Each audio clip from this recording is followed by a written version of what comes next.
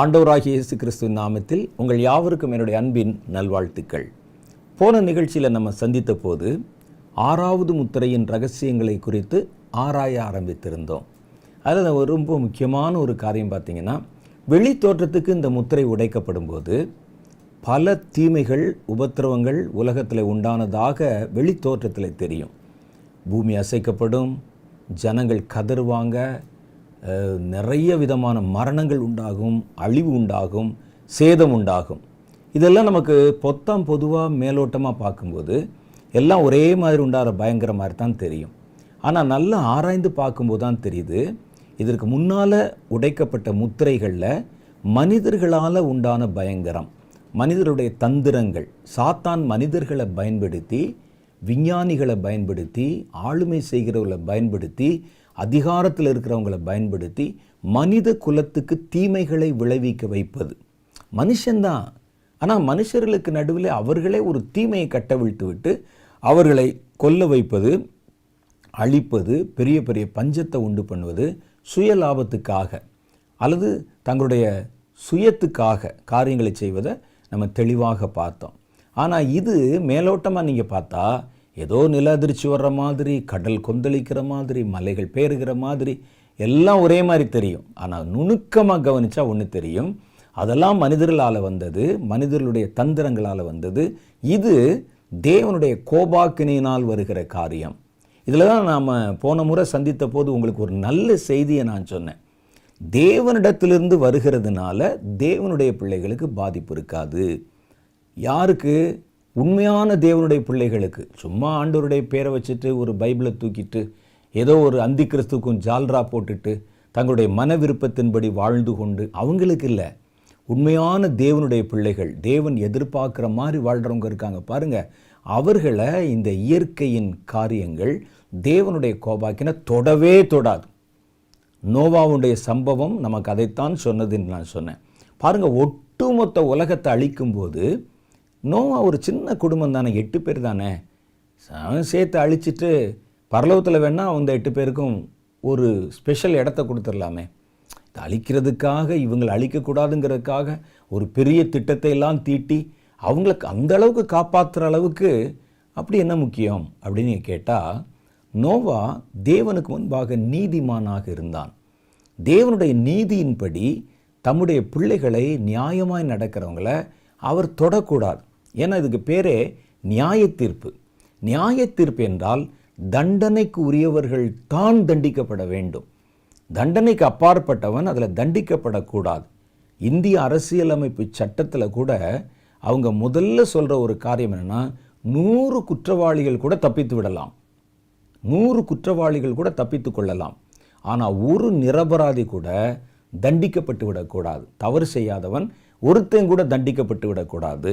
அதனால தான் நாங்கள் சட்டங்களை நுணுக்கமாக ஆராய்ஞ்சு இவன் உண்மையிலே தப்பு செய்திருக்கிறானா என்பதை திட்டமாய் தெரிந்துதான் தண்டனைக்கு உட்படுத்துகிறோம் என்று சொல்கிறாங்க.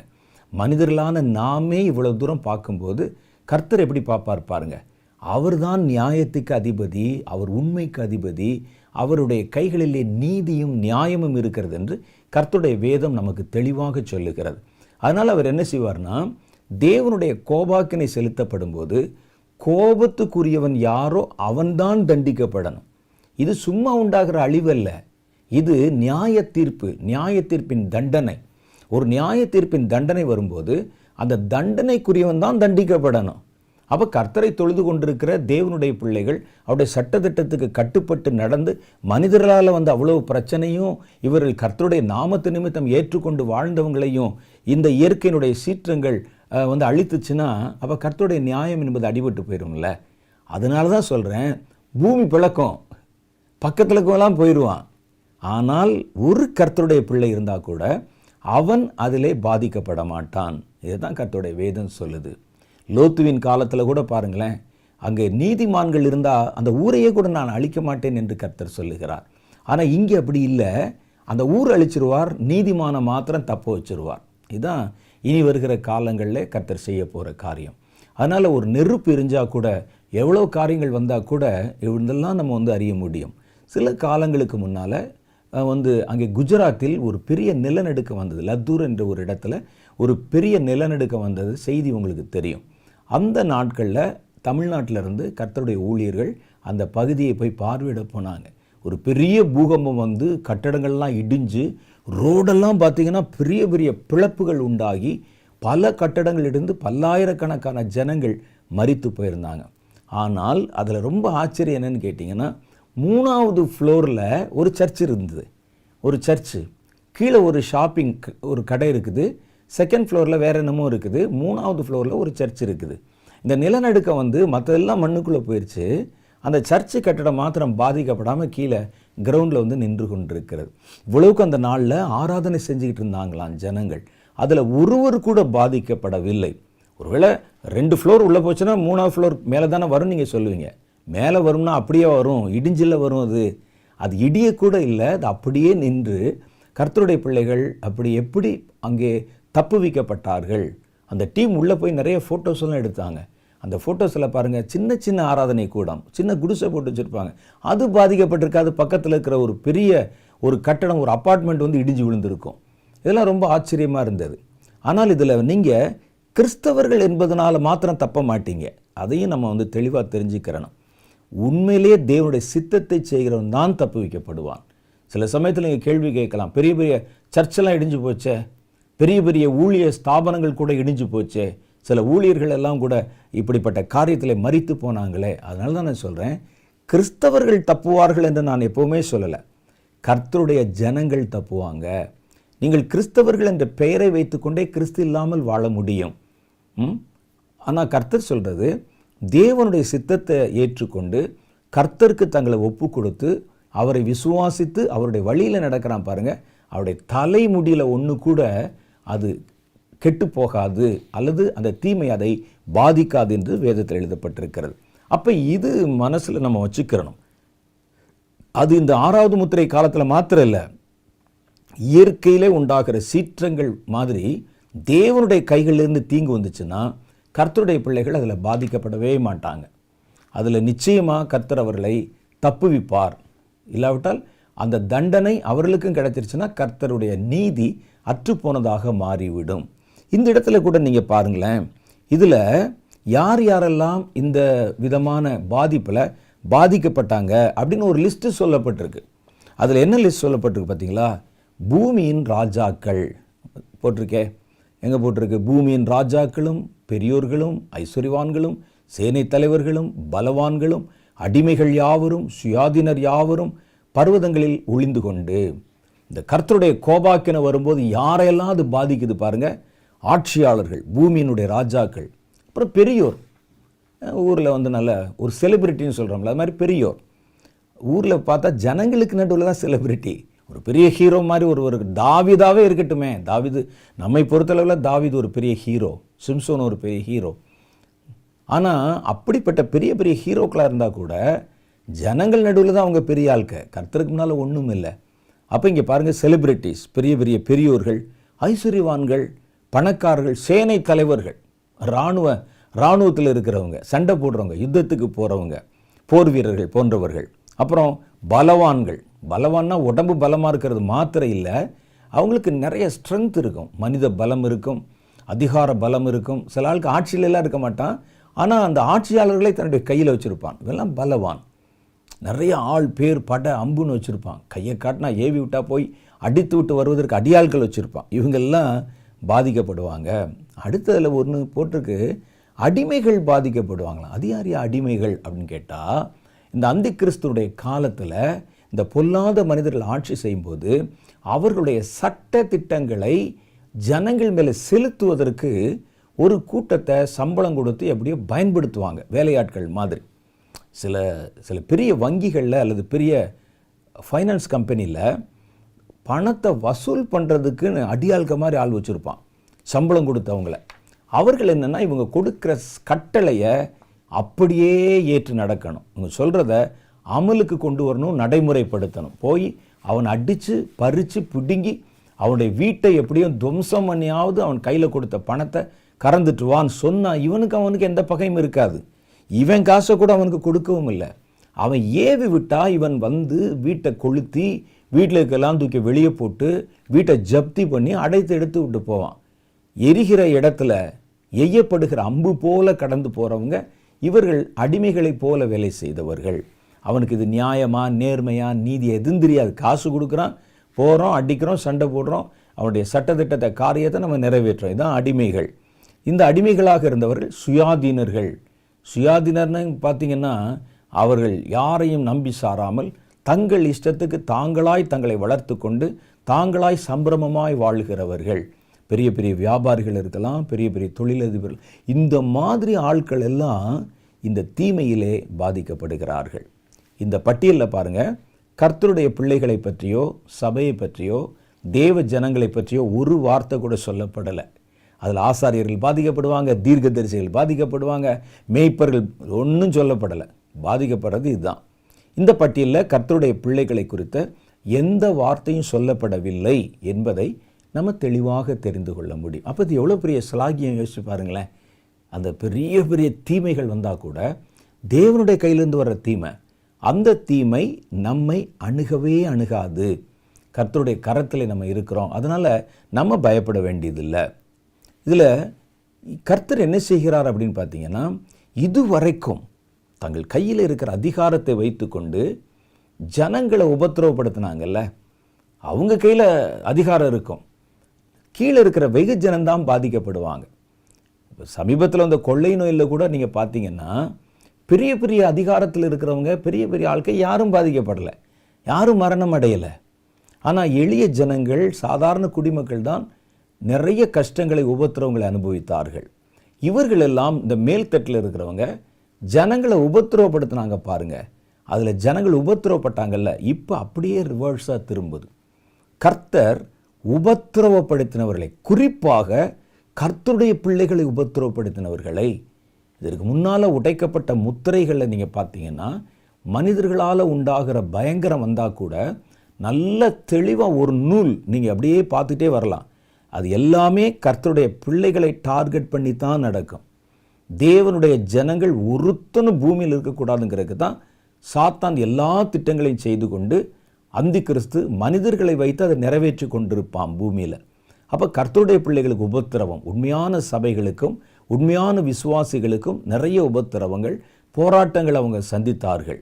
அப்படிப்பட்ட ஒரு காலகட்டத்தில் கர்த்தருடைய வேதம் சொல்லுது, பூமியை உபத்திரவப்படுத்தினால அவனுக்கு, உங்களை உபத்திரவப்படுத்தினால அவனுக்கு நான் உபத்திரவத்தை கொடுப்பேன். நீங்கள் இப்போ ஃப்ரீயாக இருப்பீங்க, நீங்கள் ஃப்ரீயாக இருப்பீங்க, அவர்கள் உபத்திரவம் அனுபவிப்பார்கள் என்பதாகத்தான் கர்த்தர் இந்த நியாய தீர்ப்பு தண்டனையை வச்சிருக்கிறார். பாருங்களேன், 2 தெசலோனிக்கேயர் புஸ்தகத்தில் 1வது அதிகாரம் 6வது வசனத்தில் பவுல் இதை பற்றி என்ன சொல்லுகிறார்னா, உங்களை உபத்திரவப்படுத்துகிறவர்களுக்கு உபத்திரவத்தையும், உங்களை உபத்திரவப்படுத்துறாங்க அவனுக்கு ஒரு உபத்திரவம் இருக்கு, உங்களுக்கு உபத்திரவப்படுத்துகிறவர்களுக்கு உபத்திரவத்தையும், உபத்திரவப்படுகிற உங்களுக்கு எங்களோட கூட இளைப்பாறுதலையும் பிரதிபலனாய் கொடுப்பது தேவனுக்கு நீதியாய் இருக்கிறதே. பார்த்தீங்களா, உங்களை உபத்திரவப்படுத்தினவனுக்கு உபத்திரவத்தை கர்த்தர் பிரதிபலனாக கொடுத்துருவாராம். உபத்திரவப்படுகிற உங்களுக்கு ஒரு இளைப்பாறுதலை கொடுப்பார். நீங்கள் உட்காந்து பார்த்துட்டே இருக்க வேண்டியதான். வெள்ளம் வருதா, புயல் வருதா, எல்லாம் பண்ணுங்களேன்,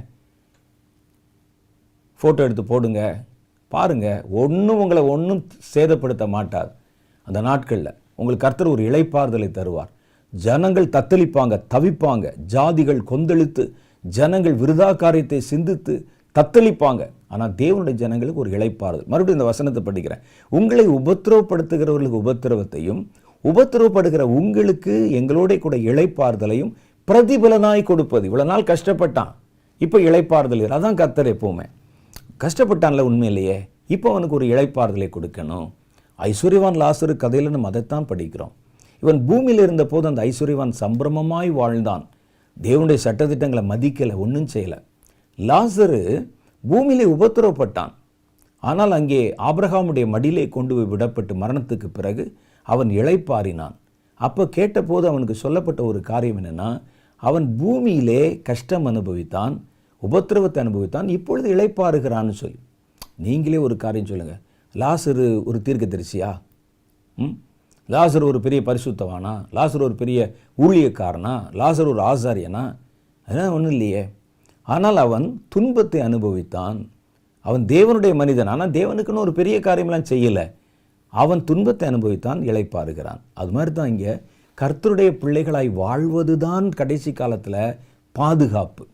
தேவனுடைய கோபாக்கினை வரும் பொழுது கர்த்தருடைய பிள்ளைகள் கர்த்தருடைய பிள்ளைகளாய் வாழ்வது தான் பாதுகாப்பு.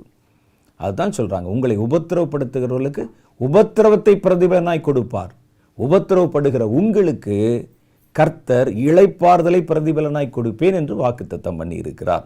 சரி, இதை நம்ம மனசில் வச்சுக்கிறோம். அடுத்து 6வது முத்திரை உடைக்கப்படும் போது என்னென்ன சம்பவங்கள் நடக்குது அப்படின்னு பார்க்கணும். இந்த இடத்துல முதல்ல பூமியில் என்னென்ன விதமான பயங்கரங்கள் தீமைகள் உண்டாகிறது என்பதை நம்ம பார்ப்போம். இதில் ஒரு 6 காரியம் இருக்குது எனக்கு தெரிஞ்சது. என்னென்னா, 1, பூமி அதிர்கிறது. பூமி அதிர்கிறது. இது 12வது வசனத்தில் சொல்லப்பட்டிருக்கிறது.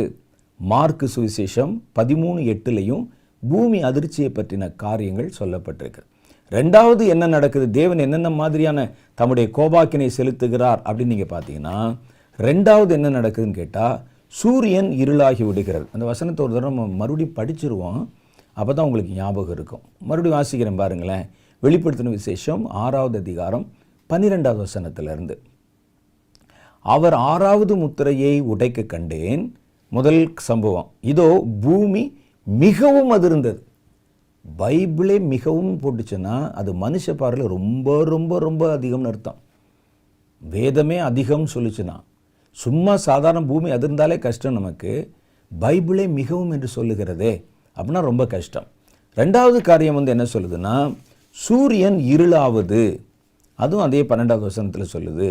அடுத்து சந்திரன் இரத்தமாவது. சூரியனில் ஒரு பாதிப்பு வந்துச்சுன்னா சந்திரன்லேயும் ஒரு பாதிப்பு வருவது இயற்கை. ஏனென்றால் சந்திரன் என்பது சூரியனை சார்ந்து இருக்கக்கூடிய ஒரு கிரகம். அதில் சூரியனில் வரக்கூடிய ஒளி தான் சந்திரனை ஒளிர வைக்கிறது. 2க்கும் லிங்க் இருக்கிறது. அதனால் இதில் உண்டாகிற பாதிப்பு அதில் ஒரு பாதிப்பு உண்டு பண்ணும். அப்போ சந்திரன் இரத்தமாக மாறும். அடுத்து நட்சத்திரங்கள் விழுவது. அது 13வது வசனத்தில் சொல்லப்படுது. நட்சத்திரங்கள் விழுவது. 5வது காரியம் வானம் சுருட்டப்படுவது. 14வது வசனத்தில் சொல்லுது. 6வது காரியம் மலைகளும் தீவுகளும் அகன்று போவது. எவ்வளோ பெரிய பயங்கரம் பாருங்களேன். மலைகளும் தீவுகளும் அகன்று போய்விடுமாம் அந்த நாட்களில்.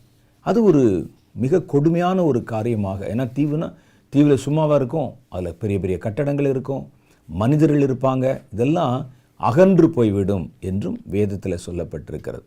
பூமி அதிர்ச்சி என்பதை தேவனிடத்திலிருந்து வரும் நியாய தீர்ப்பாகத்தான் எடுத்துக்கொள்ளணும். பூமி அதிர்ச்சி, இந்த பூமி அதிர்ச்சி இது தேவனிடத்திலிருந்து வரக்கூடிய ஒரு நியாய தீர்ப்பு. ஏன்னா பூமி கர்த்தருடைய கையில் தானே இருக்குது. அவர் லேசாக அப்படி குலுக்கி விட்டாலே போதும், பூமி அதிர ஆரம்பித்து விடும். ஆமோசுடைய புஸ்தகம் 1வது அதிகாரம் 1வது வசனத்தில் நீங்கள் வாசிச்சு பாருங்க.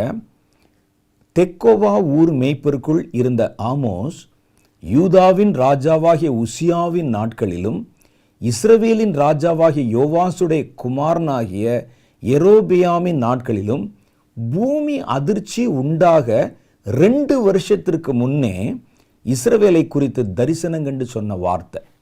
இப்போ நிறைய பேர் கேட்பாங்க, ஏன் ஒரு பெரிய நிலநடுக்கம் வருகிறது, ஒரு சுனாமி வருது, தீர்க்க தரிசிகள் முன்னறிவித்து சொல்கிறாங்க, அது சொல்வது அப்படிலாம் ஒரு தீர்க்க தரிசனம் இருக்காங்க, தீர்க்க தரிசனம் இந்த மாதிரி பூமியில் ஒரு அழிவு வரப்போகுது, ஒரு பெரிய நிலநடுக்கம் வரப்போகுது, இதெல்லாமா ஒரு தீர்க்க தரிசனம், இந்த வருஷத்தில் அங்கே வரப்போகுது இங்கே வரும், அதை கேட்டு நீங்கள் என்ன செய்ய போகிறீங்க அப்படின்னு கிண்டல் பண்ணுற ஆளுக்கு இருக்கிறாங்க. வேதத்தில் பாருங்கள், தீர்க்க தரிசனம் அங்கே இவர் என்ன செய்கிறார்னா, ஆமோஸ் 2 வருஷத்துக்கு முன்னால், பூமி அதிர்ச்சி வருவதற்கு 2 வருஷத்துக்கு முன்னால் இஸ்ரவேல் தேசத்தை குறித்து அவர் சொன்ன ஒரு தரிசனம்.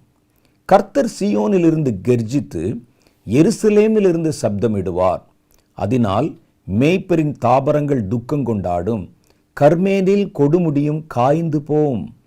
கர்த்தர் சொல்லுகிறது என்னவென்றால், தமஸ்குனுடைய 3 பாதகங்களின் நிமித்தமும் 4 பாதகங்களின் நிமித்தமும் அதன் ஆக்கினையை திருப்ப மாட்டேன். அவர்கள் கிலெயாத்தை இரும்பு கருவிகளினாலே போரடித்தார்களே என்று எழுதியிருக்கு. நீங்கள் தொடர்ந்து வாசிங்கன்னா அந்த பூமி அதிர்ச்சியிலே உண்டாகக்கூடிய பாதிப்புகள் அது என்னென்ன மாதிரிலாம் வந்ததுன்னு சொல்லி கர்த்தர் பல இடங்களில் இந்த நில அதிர்ச்சியை குறித்த காரியங்களை சொல்லி இருக்கிறார். இதில் என்ன சொல்கிறாருன்னு கேட்டால், இந்த பூமி அதிர்ச்சி என்னுடைய கோபாக்கினையில் வரப்போகிறது.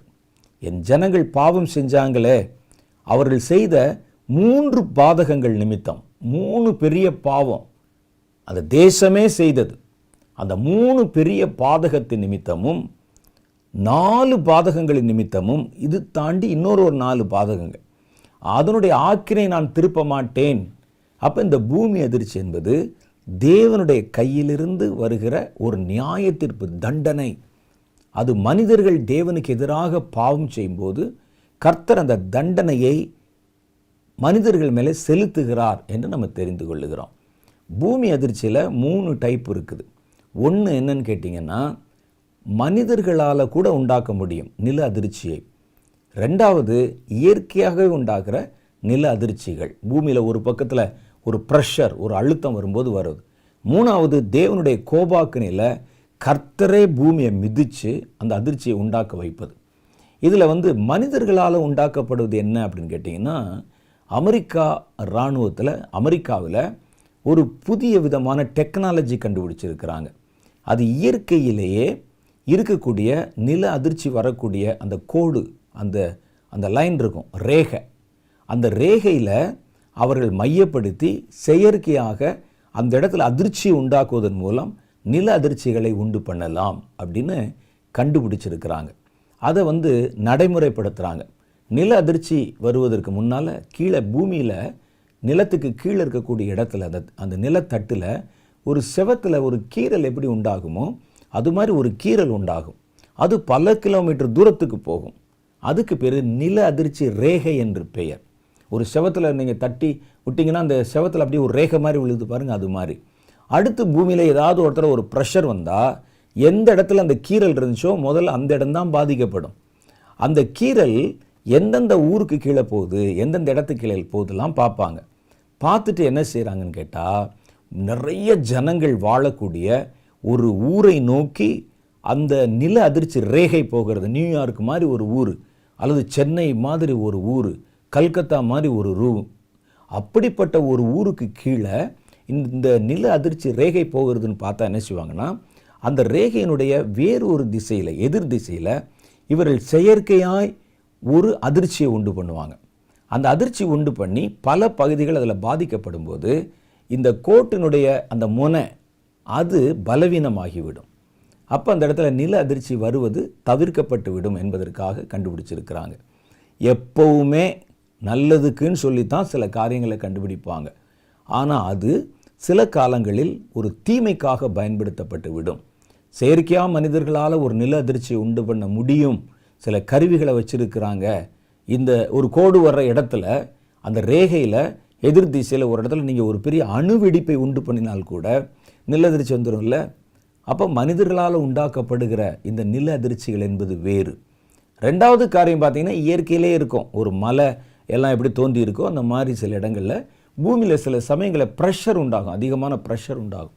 அந்த ப்ரெஷர் உண்டாகும் போது பூமியினுடைய நிலத்தட்டு அதில் சில வெடிப்புகள் உண்டாகும். அதெல்லாம் சின்ன சின்னதாக மைனராக அங்கங்கே நடக்கும். ஆனால் இங்கே வருது என்னென்னா, பர்பஸாக தேவனே அவைகளை ஏற்படுத்துகிற நில அதிர்ச்சிகள். வெளிப்படுத்துகிற விசேஷத்தில் 4 இடங்களில் பூமி அதிர்ச்சி பற்றின செய்திகள் சொல்லப்பட்டிருக்கின்றன. 4ஐயும் போட்டு குழப்பிக்கிறக்கூடாது. 4 வெவ்வேறு சம்பவங்கள் வெவ்வேறு இடத்துல பூமி அதிர்ச்சியை பற்றி சொல்லப்பட்டிருக்கிறது. முதல்ல நம்ம பார்த்தோம், 6வது முத்திரை உடைக்கப்பட்ட போது வெளிப்படுத்தின, அதுதான் இப்போ நம்ம ஆராய்ஞ்சிக்கிட்டு இருக்கிறோம். வெளிப்படுத்தின விசேஷம் 6வது அதிகாரம் 12வது வசனத்தில். 2வது எப்போ வரும்னு கேட்டிங்கன்னா, எக்காலங்கள் ஊதுறாங்க பாருங்க. 7 முத்திரை, 7 எக்காலம், 7 வாதை அப்படின்னு அப்படி 7 எல்லாம் இருக்குல்ல, அதில் எக்காலங்கள் ஊதப்படுகிறது. அந்த எக்காலங்கள் ஊதப்படுற காட்சியில் நீங்கள் பார்த்தீங்கன்னா, எக்காலம் ஊதப்படுவதற்கு கொஞ்சம் முன்னால் ஒரு நில அதிர்ச்சி உண்டாகிறதை வேதம் சொல்லுகிறது. 8வது அதிகாரம் 5வது வசனத்தில் அந்த சம்பவத்தை நம்ம வாசிக்கலாம். பின்பு அந்த தூதன் தூப கலசத்தை எடுத்து அதை பலிபீடத்து நெருப்பினாலே நிரப்பி பூமியிலே கொட்டினான். உடனே சத்தங்களும் இடி முழக்கங்களும் மின்னல்களும் பூமி அதிர்ச்சிகளும் உண்டாயிற்று. அப்பொழுது 7 எக்காலங்களை உடைய 7 தூதர்கள் எக்காலம் ஊதுகிறதுக்கு தங்களை ஆயத்தப்படுத்தினார்கள். அப்போ இந்த எக்காலங்களின் காலம்னு ஒன்று வருது. அடுத்து நம்ம அதெல்லாம் தியானிக்க போகிறோம். இந்த எக்காலங்கள் ஊதப்படுறதுக்கு முன்னால் ஒரு பெரிய பூமி எதிர்ச்சி பூமியில் பல இடங்களில் உண்டாகும் என்று கர்த்தருடைய வேதத்தில் சொல்லப்பட்டிருக்கிறது. அப்போ 6வது முத்திரை உடைக்கப்படும் போது வந்தது வேற. இந்த இடத்துல பார்த்தீங்கன்னா இந்த 7 தூதர்கள் 7 எக்காலங்கள் வச்சுருக்கிறாங்க. ஒவ்வொரு எக்காலம் ஊதப்படும் போதும் இதே மாதிரி தான், ஒரு முத்திரை உடைக்கப்பட்ட போது என்ன மாதிரி சம்பவங்கள் நடைபெற்றதோ அதே மாதிரி எக்காலங்கள் ஒலிக்கும் போதும் ஒவ்வொரு சம்பவம் பூமியிலே பயங்கரங்கள் அரங்கேறுகிறதை பார்க்குறோம்.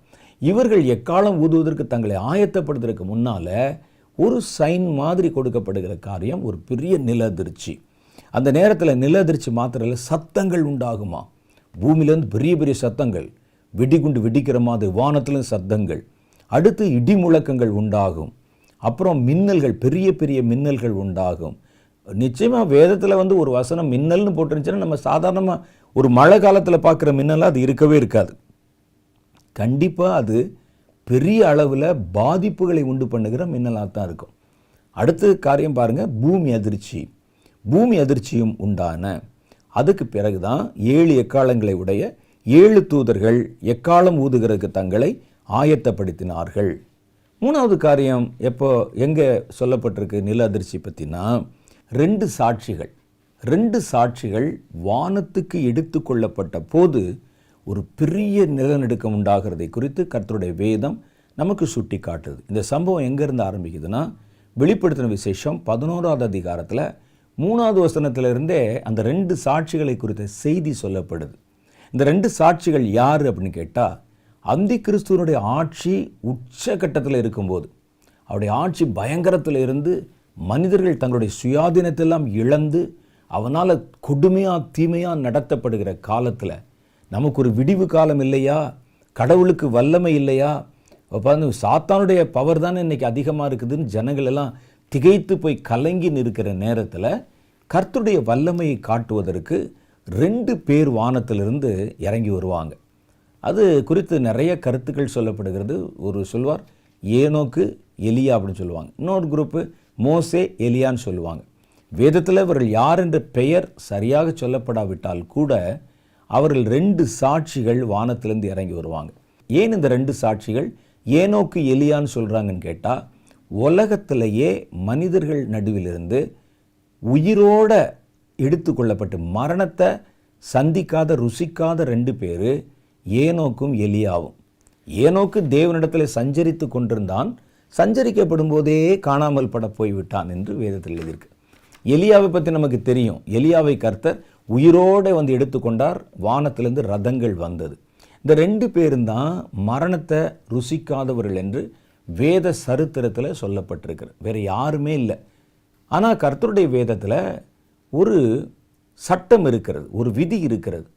ஒரு தரம் பிறப்பதும் பின்பு நியாயத்தீர்ப்படைவதும் எல்லா மனுஷருக்கும் நியமிக்கப்பட்டு, ஒரு தரம் பிறக்கணும், மரிக்கணும், அப்புறம் நியாயத்தீர்ப்படையணும், இது எல்லா மனுஷருக்கும் நியமிக்கப்பட்டிருக்கிறதே. அப்போ அந்த 2 பேர் மாத்திரம் ஏன் மரணத்தை அடையவில்லை? அந்த 2 பேர் மாத்திரம் இந்த கடைசி நாட்களில் மறுபடியும் அந்த மரணத்தை அடைந்து அவருடைய சரீரம் மறுரூபமாக்கப்பட்ட சரீரமாக மாற்றப்படுவதற்கு இந்த மரணத்தை வாங்கிட்டு போகிறதுக்காகவே இந்த பூமிக்கு இறங்கி வருவாங்களாம் அப்படின்னு சொல்கிறாங்க. அந்த 2 பேர். இன்னும் சிலர் என்ன சொல்கிறாங்கன்னா, அது மோசேயும் எலியாவுமாகத்தான் இருக்கும். ஏன்னா இயேசு மறுரூப மலையில் தன் சீஷர்கள் சிலரோடு கூட அவர் காத்திருந்த போது அங்கே மோசேயும் எலியாவும் தான் அவர்களுக்கு காணப்பட்டு அவர் இயேசுவோடு கூட பேசி கொண்டிருந்தார்கள். அதை நாங்கள் பார்க்குறோம். அப்போ சீஷர்கள் கூட சொன்னாங்க, உங்களுக்கு ஞாபகம் இருக்கும், நம்ம இந்த இடத்துலையே அவருக்கு ஒரு கூடாரம் நமக்கு ஒரு கூடாரம் போட்டு பேசாமல் இங்கேயே தங்கிடுவோமான்னு கூட அவங்க கேட்டாங்க. அந்த 2 பேர் அங்கே இயேசுவோடு பேசுனதுனால அவங்க தான் திரும்பி வருவாங்க, அவர்கள் பூமியிலே போக்கும் வரத்துமாக இருக்கிறார்கள் என்று ஒரு பேச்சு இருக்கிறது. நமக்கு அது யார் என்பது முக்கியமல்ல. 2 சாட்சிகள் பரலோகத்திலிருந்து மனிதர்களைப் போல இறங்கி வர்றாங்க, 2 பெரிய தீர்க்க தரிசிகள். இதில் சில ஆட்கள் என்ன செய்வாங்கன்னா, ஏதாவது ஒரு தீர்க்க தரிசனத்தை கொஞ்ச நாள் சொல்ல ஆரம்பிச்சுட்டா, நாங்கள் தான் அந்த 2 சாட்சி, நாங்கள் வந்துட்டோம் அப்படின்லாம் சொல்லி ஆரம்பிப்பாங்க. நம்பிராதீங்க, அவர்கள் வானத்திலிருந்து தேவனாலே அனுப்பப்படுகிறவர்கள். அவர்கள் வேற, இங்கே இருக்கிற இப்போ இருக்கிற தீர்க்க தரிசிகள் வேற. இவர்கள் மனுஷ பிறப்பாக பிறந்து ஒரு தாயின் வயிற்றிலேருந்து பிறந்து அப்புறம் குழந்தையா இருந்து வளர்ந்து வர்றவங்க. அவங்க அப்படி இல்லை, டைரெக்டாக வானத்திலேருந்து இறங்கி வருவாங்க. 2 சாட்சிகளும் என்று வேதத்தில் எழுதப்பட்டிருக்கிறது. அப்போ இந்த 2 சாட்சிகளும் என்ன செய்வாங்கன்னா, பூமியில் இறங்கி வந்து தேவனுடைய நாமத்தை சொல்லி பெரிய அற்புதங்களையும் அடையாளங்களையும் செய்வாங்க.